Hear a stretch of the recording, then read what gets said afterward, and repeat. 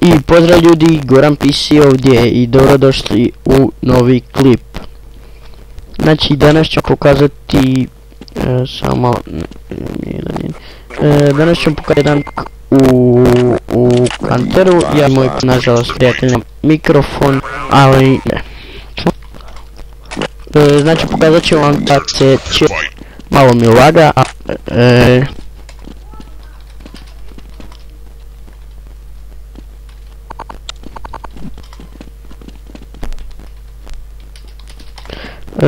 znači evo isto subscribe isto na njegov kanal,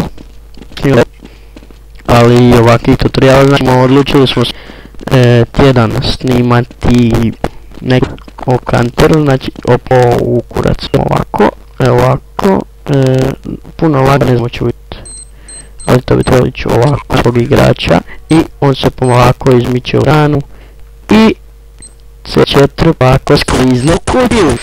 Tudi bio Goran PC i ovo mi je peti kada mi je u MP pokazao ovaj trik i evo ja još uvijek ne vjerujem.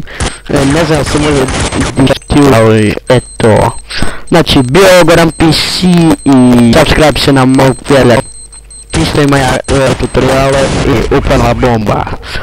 To je bilo to, bio Goran PC i pozdrav do sljedećeg klipa, a mi idemo snimat nešto.